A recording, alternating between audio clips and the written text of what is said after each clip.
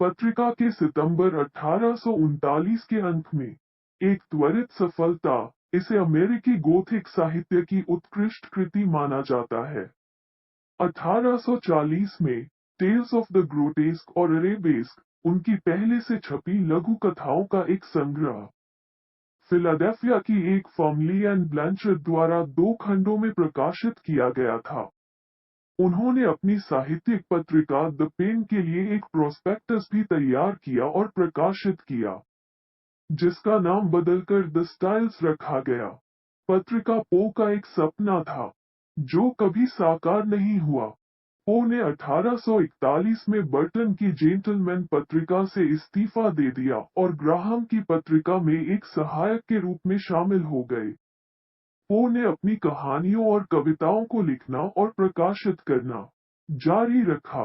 Graham की पत्रिका के अप्रैल 1841 के अंक में प्रकाशित द मर्डर्स इन द रूए मुर्गे को पहली जासूसी कहानी माना गया। इसमें पहली काल्पनिक जासूस सी ऑगस्टे डुपिन को दिखाया गया, जो बाद के जासूसों के लिए प्रेरणा बनी, जिसमें शर्लक होम्स भी शामिल था। पो ने इसे अनुपातिकता की अपनी कहानियों में से एक माना। अगले वर्ष वर्जीनिया बीमार पड़ गया और पो, जो पहले से ही एक नियमित शराब पीने वाला था, ने अत्यधिक शराब पीना शुरू कर दिया। एक नई नौकरी खोजने के उनके सभी प्रयास भी विफल रहे।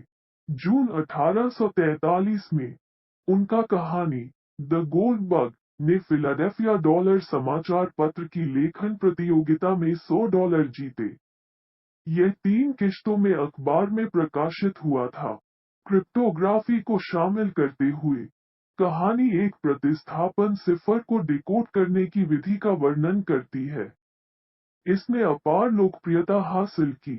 एडगर ए पो का गद्य रोमांस, एक पैम्फलेट जिसमें द मर्डर्स इन द रूए मुर्दाघर और the man that used up शामिल है, अगले महीने विलियम एच.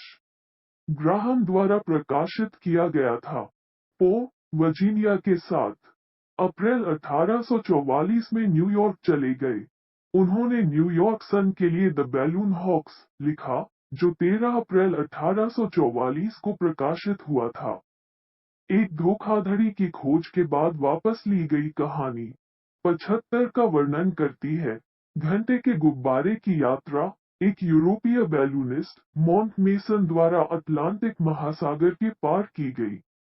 अक्टूबर 1844 में वो न्यूयॉर्क इवनिंग मिरर में शामिल हो गए, जहां उन्होंने कुछ समय के लिए काम किया। 29 जनवरी 1845 को द रेवन इवनिंग मिरर में प्रकाशित हुआ था। अपने अलौकिक वातावरण, नाटकीय गुणों और संगीतमयता के लिए प्रतिष्ठित, यह कविता एक सनसनी बन गई और पो को काफी राष्ट्रीय प्रसिद्धि मिली। वो न्यूयॉर्क शहर के एक समाचार पत्र ब्रॉडवे जर्नल के संपादकीय स्टाफ में शामिल हो गए और बाद में इसके मालिक बन गए। इस दौरान उन्होंने